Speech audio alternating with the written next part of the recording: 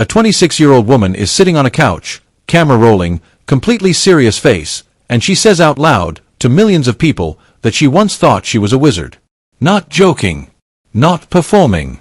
Just telling the truth, because that's what happens when Taylor Swift has had 2.5 mojitos and somebody hands her a microphone. And that right there is the whole secret nobody talks about. The world knows her as the woman who writes songs that make you cry in your car at a red light. But there's another side of her, a side that turns award shows into comedy sketches, turns talk show couches into stand-up stages, and turns a simple headline about a LASIK surgery into one of the most legendary videos on the entire internet. Stick around, because by the end of this, you're going to see Taylor Swift in a way you never expected. Let's start with the banana. Yes, the banana. It's 2017, and Taylor Swift has just had eye surgery. She's home, groggy, wrapped in blankets, completely out of it from the anesthesia. And somewhere in that haze, her mother picks up a phone and starts recording. What follows is pure, unfiltered chaos. Taylor, still loopy from the medication, looks at a banana sitting nearby and becomes utterly convinced that it does not have a face. She insists on this. Repeatedly. With total sincerity. It sounds like nothing on paper, but watch the footage and you'll understand why it became instant, permanent internet folklore. Here's the twist though, Taylor didn't hide this moment. She didn't bury it or pretend it never happened. Years later, her own mother handed the clip over to Jimmy Fallon, live, on national television, and let the whole world watch her daughter, one of the most powerful entertainers alive, spiral into a debate about a headless banana. Most celebrities spend millions trying to protect an image. Taylor just laughed and let the cameras roll. That tells you everything about what's coming next. Because if you think that was a fluke, wait until you hear what happened on Ellen's couch. Ellen DeGeneres had a habit of pulling secrets out of her guests using a lie detector-style game, and when Taylor sat down across from her, nobody expected what came out. Ellen starts asking questions, rapid fire, and at some point the topic turns to nighttime habits. Taylor, without missing a beat, admits that she sleep eats. Like, actually gets up in the middle of the night, unconscious, and eats. She compares herself, on camera, to a raccoon digging through a dumpster. Ellen, stunned, gently suggests that maybe, just maybe, this could be considered a problem. And Taylor's response? A shrug, a laugh, and total agreement. No spin. No publicist swooping in. Just a global superstar cheerfully admitting she raids her own kitchen like a woodland creature at 3 a.m. That kind of honesty is rare in Hollywood, and it's exactly why audiences can't get enough of her interviews. She doesn't perform likability. She just happens to be genuinely, chaotically funny. Now here's where things get even better, because we're about to cross the Atlantic Ocean into one of the most underrated comedic performances of her entire career. It's a British chat show, hosted by a comedian named Alan Carr, known for making his guests completely lose their composure. Taylor walks in beaming, practically glowing, and tells him straight up that he's the fun guy. They start talking, drinking a little, joking around, and then Alan drops an idea on her. He thinks she needs an alter ego. Something a little dangerous. Something a little naughty. He proposes a name, Candy. And here's the silly, and it shows something important. Taylor Swift doesn't need a stage, a spotlight, or a 3-minute chart-topping single to be entertaining. Give her 30 seconds and a willing scene partner, and she'll turn an ordinary interview into something people are still watching years later, moment that makes this legendary. Taylor doesn't hesitate for even a second. She instantly drops into character, throws on an exaggerated accent, and starts improvising a whole persona on the spot, joking about finding free money like she's been playing this character her entire life. The studio audience loses it. Alan can barely keep the interview together. This wasn't scripted. This wasn't planned by a team of writers. This was pure improvisational instinct from someone the world had already boxed into the sad breakup songs category. But Taylor was never just that.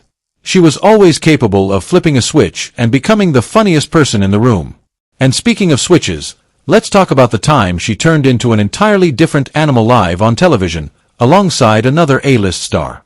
Taylor and actor Zac Efron sit down together for a joint interview, and somewhere in the middle of it, they decide, completely unprompted, to turn their answers into a duet. Not a rehearsed musical number.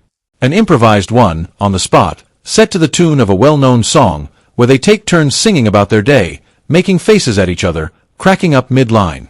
It shouldn't work. Two famous people awkwardly harmonizing about a talk show experience should be cringeworthy. But it isn't. It's charming, But if you want to see her comedic timing pushed to its absolute limit, you need to hear about the night a talk show host tried to sabotage her rehearsal, on purpose. James Corden shows up backstage before one of her performances, dressed up, pretending to be filling in as the general manager, acting like he's just there to help out. Except he doesn't help at all. He starts interrupting, giving fake instructions, making increasingly ridiculous demands while Taylor is trying to run through her set with her dancers. And here's the thing, she doesn't break. Not once. She keeps a completely straight face through the entire bit, delivering perfectly timed comebacks, throwing subtle jabs back at him without ever losing her composure. At one point, when Corden finally excuses himself for a bathroom break, Taylor turns to everyone around her and tells them to make a run for it while they still can. It's a small line, but the timing is so sharp, so instinctive, that it lands like something out of a sitcom. Most people would crumble trying to stay professional while being messed with on camera. Taylor turned it into one of the most quietly hilarious sketches of her career. Now, let's rewind for a second, because before all of this, before the arenas and the record-breaking tours, there was a much younger Taylor Swift, and she was already finding ways to make people laugh, sometimes at her own expense, on purpose. Picture a country music awards show, years before anyone called her a pop star. Taylor steps out and performs something completely unexpected, a full-blown rap song, poking fun at her own squeaky clean image, dropping lines that surprised absolutely everyone in that room. It's silly, it's self-aware, and it's the exact opposite of what people expected from the girl who wrote heartfelt songs about high school hallways. That single performance told the industry something important. This woman was never going to be afraid to look ridiculous if it meant getting a laugh. And she carried that same energy into a certain iconic late-night sketch show a couple years later, where she opened her hosting appearance with a self-written comedy song, poking fun at breakup rumors and tabloid headlines before anyone else could. She got ahead of the joke before the internet could make it about her. That's not just funny, that's strategic comedic instinct. Here's where it gets interesting though, because comedy isn't only about jokes you plan. Sometimes the funniest moments happen when someone is caught completely off guard. There's a clip from an interview where Taylor is asked about a certain Marvel superhero franchise, one that was dominating theaters at the exact same time she released a song with a very similar name. Fans had jokingly connected the two, practically declaring her the secret hero destined to save the universe. And when she's asked about it directly, she doesn't take the bait seriously. She jokes, almost apologetically, that she's going to have to disappoint everyone, because she is, in fact, not a superhero. It's delivered so dryly, so casually, that it becomes funnier than if she'd tried to play along. That's the trick with her humor. She rarely oversells a joke. She just says the honest, slightly absurd thing, and lets the moment speak for itself. But nothing, and I mean nothing, compares to the Mojito Confession. It's 2019. A camera catches Taylor at an event, clearly enjoying herself a little more than usual, and later, in an interview, she's asked directly about what happens to her after a few drinks. And instead of dodging the question the way most celebrities would, she leans in and explains, completely deadpan, that somewhere around drink number 2.5, something shifts in her brain, and she becomes fully convinced that she possesses actual magical powers. Not tipsy. Not silly. A wizard. She says it with such calm certainty that it becomes impossible not to laugh. This clip spread everywhere, turned into a meme, got nicknamed by fans, and became one of those rare pieces of celebrity footage that feels less like a publicity moment and more like catching your funniest friend telling a story at a party. Now here's something people often miss. Taylor's humor isn't just about being silly. Sometimes it's sharp. Sometimes it has an edge. There's a quote of hers that fans still bring up constantly, where she was asked about people who criticize her, who wait for her to fail, who seem to build entire personalities around disliking her.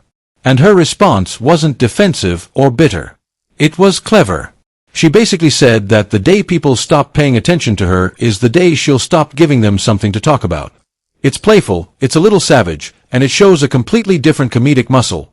Not slapstick, not goofy faces, but quick, confident wit. The kind of line a stand-up comedian would be proud of. And then there's the moment that might be the most telling of all, because it didn't even require her to say a single word. It's the 2024 Grammy Awards.